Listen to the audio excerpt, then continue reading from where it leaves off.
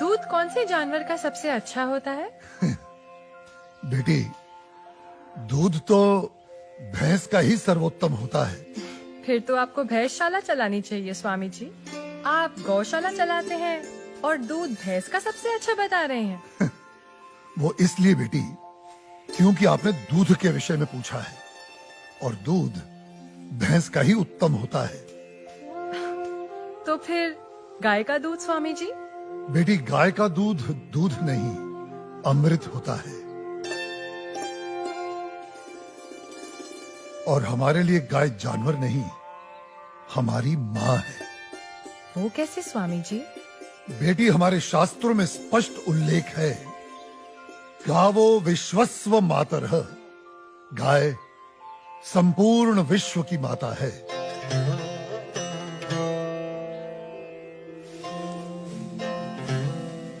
बेटी, गाय ही संसार में एकमात्र ऐसा प्राणी है जिसके अंग अंग से संसार को लाभ प्राप्त होता है। गाय दया, ममता और त्याग की देवी है। गाय लोक मंगल का स्वरूप है। लोक मंगल का स्वरूप है? वो कैसे स्वामी जी?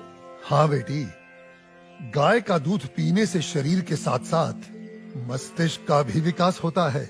गाय के दूध में 8 प्रकार के प्रोटीन्स, 6 प्रकार के विटामिन्स, अनेकों प्रकार के एमिनो एसिड्स और न जाने कितने प्रकार के दुर्लभ तत्व प्राप्त होते हैं। It's a complete and wholesome food. ये मानव शरीर के प्रत्येक रोगों के लिए वरदान है, इसीलिए ये अमृत है। अब तुम गौमूत्र को ही ले लो। गौमूत्र बेटी अद्भुत औषधि है और हमारे आयुर्वेद में तो कई सारी जीवन रक्षक दवाएं गौमूत्र को केंद्रित करके ही बनाई जाती हैं। अच्छा। क्या आपको पता है, अमेरिका अपनी दवाइयां बनाने के लिए काऊ यूरिन इंडिया से ही इंपोर्ट करता है। रियली? अब आओ गोबर पर। काऊ डंग, जिसका अज्ञानी लोग बहुत मजाक उड़ाते हैं, वही गोबर ईंधन और खाद यानी कोल और मैन्योर का काम करता है। It's a natural fuel and fertiliser. आपको पता है बेटी, गांव के कच्चे घरों की दीवारों पर गोबर लेपने से उन पर सूर्य की सख्त और विषाक्त किरणों का असर ही नहीं होता। ओह। बेटी, हमारे शास्त्रों में कहा गया है कि गाय के खुरों से उड़ी धूल यानी गोधूली अपने मस्तक पर लगाना तमाम तीर्थों में स्नान करने के बराबर है। लेकिन स्वामी जी, आपने ये गौशाला खोलकर जो बूढ़ी और दूध ना देने वाली गायों को शेल्टर दिया है, अगर कोई कसाई इन्हीं गायों को काटकर उनका मांस अगर बाजार में बेचता है, उसे तो 30-40 हजार का लाभ हो सकता है। लेकिन आपने तो इन बूढ़ी गायों को शरण देकर उसके पेट पर तो लात मार दी है। उस बेचारे का तो रोजगार छिन गया है स्वामी जी। हम कितने एहसान फरामोश हो गए हैं बेटी। चलो आज एक कैलकुलेशन करते हैं। एक गाय 20 से 25 साल जीती है। वो अपने जीवन काल में 15 साल हर रोज 15 से 20 लीटर दूध देती है। इसका मतलब एक साल में हुए तकरीबन 7,000 लीटर दूध और 15 साल में हुए 1,05,000 लीटर दूध। अब आप अंदाजा लगा लो, 1 लीटर दूध कितने का बिकता है और 1,05,000 लीटर दूध कितने का बिकेगा। अब तुम वैसे ही गोबर और गौमूत्र का भी गणित जोड़ लो। तुम्हारी आंखें फटी और खुली रह जाएंगी कि एक गाय अपने पूरे जीवन काल में कितने करोड़ों रुपए मनुष्य को कमा कर देती है। बेटी, अनेक इंडस्ट्रीज काऊ डेयरी और उसके बाय प्रोडक्ट्स पर टिकी हुई हैं। और ये गणित यहीं खत्म नहीं होता बेटी। उसकी मृत्यु के उपरांत उसकी चमड़ी, उसकी अस्थियां भी काम में आती हैं। उससे भी लोग पैसे कमाते हैं। आप 30-40 हजार रुपयों की खातिर उस ममता की मूर्त को जीवित काट कर व्यापार करने की बात कर रही हो, उसे खाने की बात कर रही हो।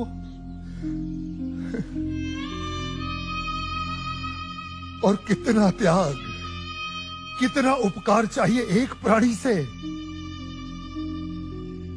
जिस मां ने अपने जीवन काल में हमें इतना धन दिया हो, हमारी सेवा की हो, उसके वृद्ध हो जाने पर, उसके बीमार हो जाने पर हम उसका त्याग कर दें, उसे अबैंडन कर दें। धिक्कार है ऐसी सोच को। बेटी अपनी मां के वृद्ध हो जाने पर उसे बेचा नहीं जाता, उसे काटा नहीं जाता, उसकी सेवा की जाती है। मैं आपकी बात से सहमत हूँ स्वामी जी, लेकिन आपका पॉइंट ऑफ व्यू प्रेजुडिस भी तो हो सकता है, क्योंकि आप एक हिंदू हैं। ओ मैडम जी, आप बिल्कुल गलत बोल रही हैं। मैं एक मुसलमान हूँ और मेरा नाम इस्लाम मुन्ना शेख है और मैं इस आश्रम का ग्वाला हूँ। और हमारे कुरान पाक में कहीं भी गाय के गोश्त को खाना नहीं लिखा है। हम हिंदुस्तान में रहते हैं। अगर गाय हिंदुओं की माँ है तो गाय हमारी भी माँ है। तो इसका मतलब आप भी गौ हत्या के खिलाफ हैं? 100%। हम हिंदुस्तान में गौ हत्या नहीं होने देंगे।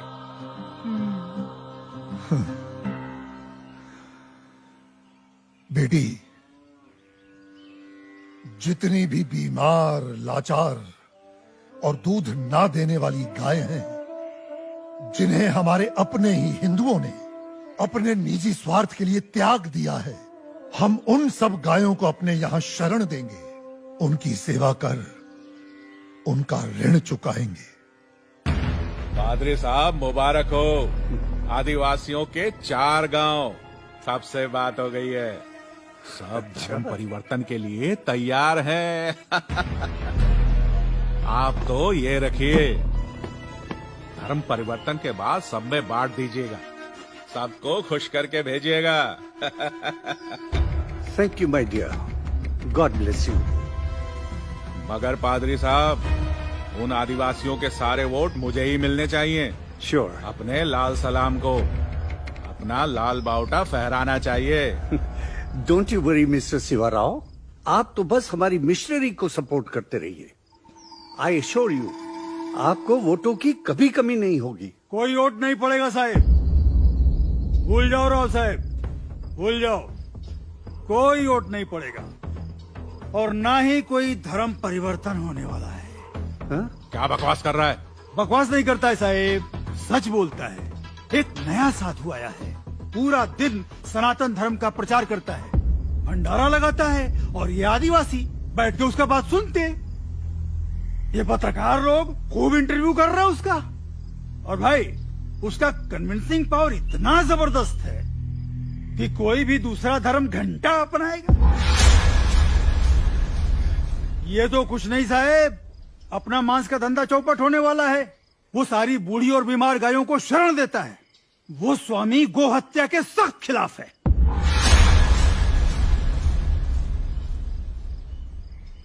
शिवा साहिब, इन्हीं गायों को तो हम खरीदते, इन्हीं का तो मांस बेचते।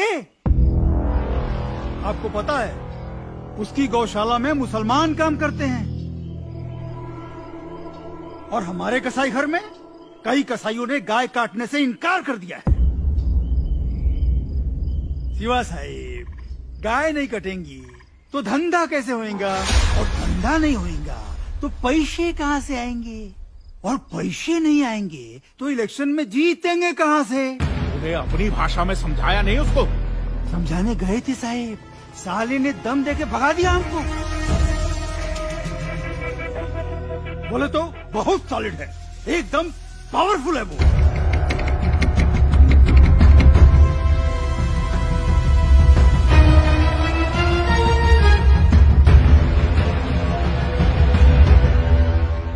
स्वामी जी, आप तो सेक्युलर हैं, लेकिन आपके हिंदू धर्म में ये जो कास्ट सिस्टम है, जात पात, भेदभाव, ऊंच नीच, इसके बारे में आपको क्या कहना है?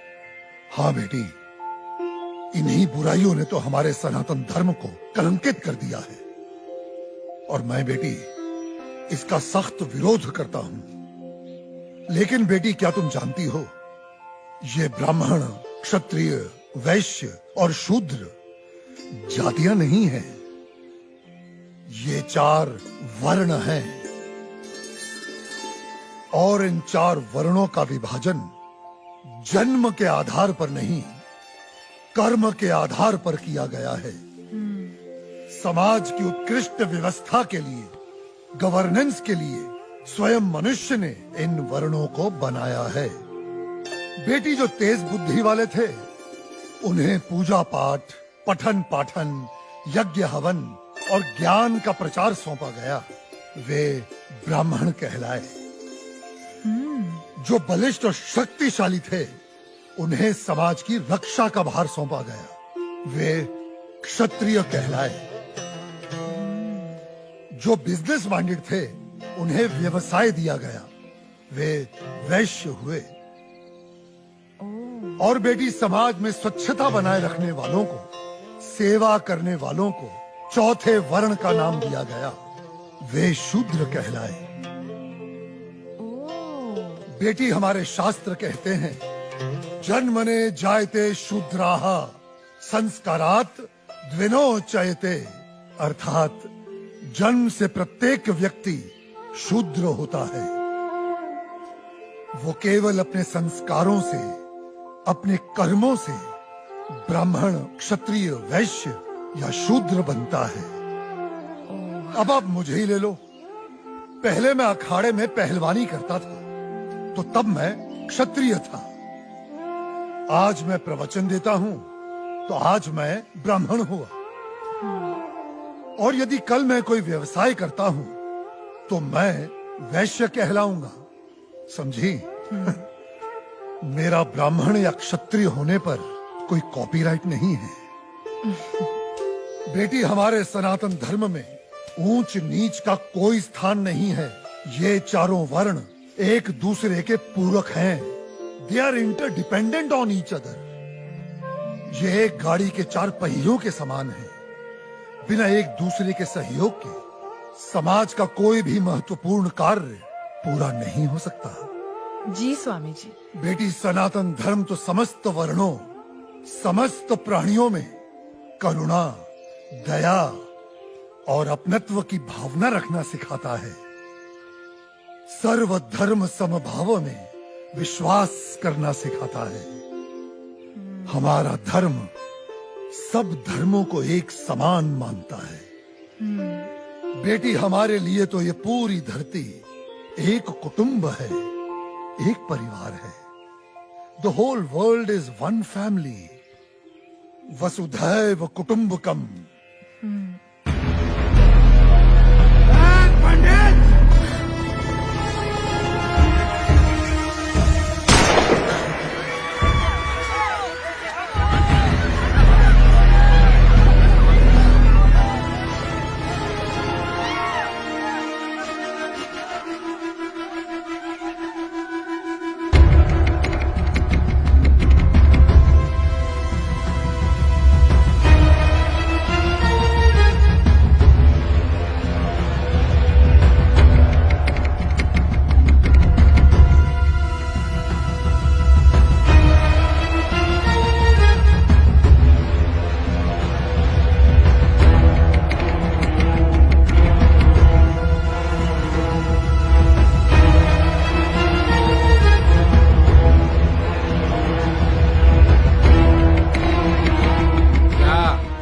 क्या रहा है यहाँ पर? हाँ, चल क्या रहा है यहाँ पर? तुम लोग यहाँ धर्म परिवर्तन करा रहे हो। मैं केवल धर्म का अर्थ समझा रहा था, सत्य का मार्ग बता रहा था। हाँ, रहने दे, साफ पता चल रही है तुम्हारी मंशा। ये जो तुम गौशाला खोलकर, ये रोज रोज के मुफ्त के भंडारे लगाकर इन गरीब आदिवासियों को बरगला रहे हो, घर वापसी की मुहिम चला रहे हो। ए, लाल बोटे के ठेकेदार, गलत। यहाँ पे कोई घर वापसी नहीं हो रही है, कोई धर्म परिवर्तन नहीं हो रहा है। मैं खुद एक मुसलमान हूँ और इस आश्रम में नमाज अदा करता हूँ। स्वामी जी ने आज तक मुझे कभी नहीं रोका है। तुम लोग गलत अफवाहें फैला रहे हो। ए मुन्ना, चुप रह, चुप। तू चुप रहे। क्या तुम लोग हिंदू मुसलमान बोल बोल के हम में दरार पैदा कर रहे हो? चलो निकलो यहाँ से, बंद करो अपनी ये राजनीति की दुकान। ए मुन्ना, तू अपना मुंह बंद रख। चिल्लाओ मत। मैं तुम्हें अच्छी तरह जानता हूँ कनन सिवाराव। जिस प्रकार तुम सनातन धर्म के विरुद्ध इन भोले भाले आदिवासियों के हृदय में जहर इंजेक्ट कर रहे हो और अपनी वोटों की खातिर पैसा बांट बांट कर इनका धर्म परिवर्तन कर रहे हो, ये सब अब नहीं चलेगा। ए स्वामी, तू जानता भी है कौन है ये? जानता हूँ। तुम्हारे आका हैं जो तुम्हारे नाम पर फर्जी ट्रांसपोर्ट कंपनी चला रहा है और गैर कानूनी तरीके से गौ मांस बेचने का घोर अपराध कर रहा है। ए पंडित, कनन सिवाराव, गाय हमारी माँ है। हम उसकी पूजा करते हैं, उसकी सेवा करते हैं और कोई उसे काटे हम कतई बर्दाश्त नहीं करेंगे। हम तुम्हारा ये गोरख धंधा बंद करवा के रहेंगे। ए तू हमारा धंधा बंद करवाएगा? हाँ?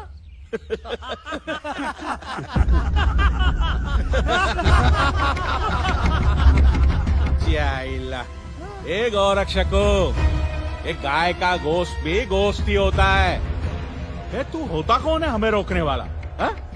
मैं मुर्गी का गोश्त खाऊं, बकरे का गोश्त खाऊं या गाय का गोश्त खाऊं, गोश्त तो गोश्त ही होता है। ए क्या फर्क पड़ता है? बिल्कुल फर्क पड़ता है। मानो तो माँ माँ है वरना जानवर। कनन सिवाराव, माँ, बहन, बेटी और पत्नी सभी स्त्री जात होती हैं, लेकिन सभी के साथ एक जैसा संबंध नहीं बनाया जा सकता। ए कनन, क्या तू अपनी माँ बहनों के साथ सोता है, उनका बिस्तर गर्म करता है? हरामखोर, माँ पे जाता है।